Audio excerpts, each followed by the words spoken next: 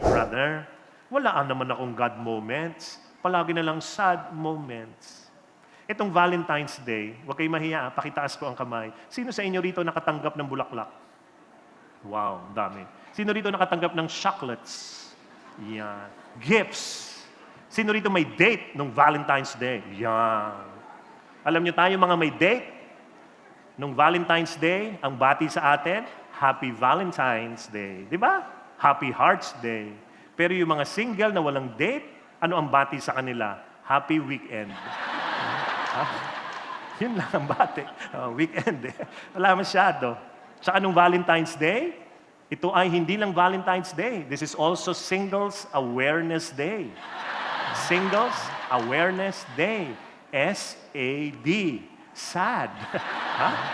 Diba? Pwede mo sabihin, brother, wala akong God moments. Palagi na lang akong sad moments. So anong babalikan ko?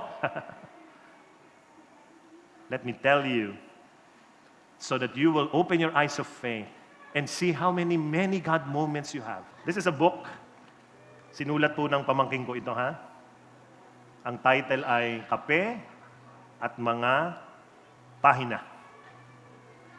Babasahin ko sa inyo para malaman ninyo na grabe ang mga God moments ng buhay niyo. Babasahin ko to lahat. Hindi. Isang part lang, ha? Napakaikling part. Listen. And let the Lord speak to you. May mga araw na malungkot. Minsan masaya, minsan mahirap. Minsan maginhawa. Minsan ay gusto mong laktawan. Minsan, gusto mong tambayan.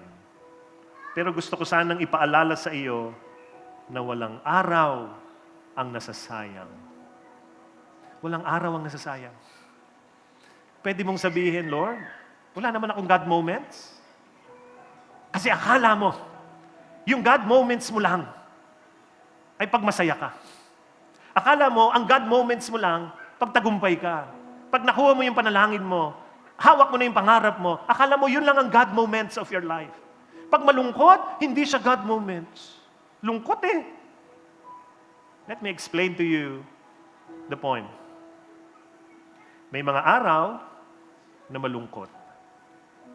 May mga araw ba kayong malungkot? Sino rito nagkaroon ng araw na malungkot? Taas ang kamay. Ako din, nakataas ang kamay. Sa tingin nyo, wala si Lord doon. Baka nakalimutan mo lang. Katabi mo ang Diyos. May sagot siya pero hindi niya binibigay pa. Bakit? Kasi ang mahalaga, samahan ka muna niya sa lungkot mo. Samahan ka muna niya sa inarte-arte mo. Diba? Iyak-iyak ka pa. Si Lord, susali rin. Kahit may sagot na siya. Walang sayang.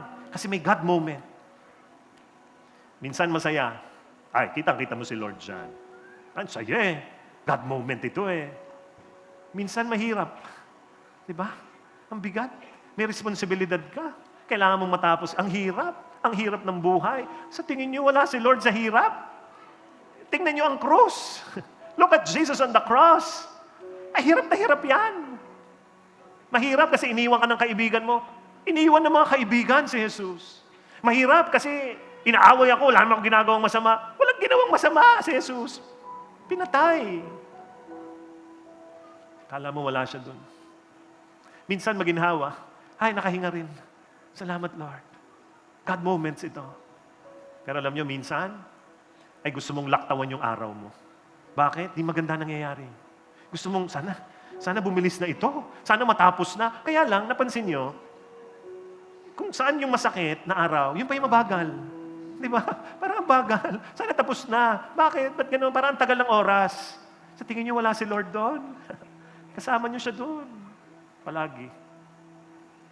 Minsan, gusto mong tambayan. Sarap eh. Gusto mong namnamin. Kaya lang ang bilis. Di ba tapos na kagad? Happy birthday. 40 ka, 41 ka na ngayon. Di ba? Ang bilis. Gusto mo sanang tambayan, wala na. But God is still there. Kaya pinapaalala sa atin, walang araw na nasasayang. Hindi sayang. Bakit? Kasama mo ang Diyos. Walk with Him every day. The Israelites were prisoners. They were slaves. And they were set free.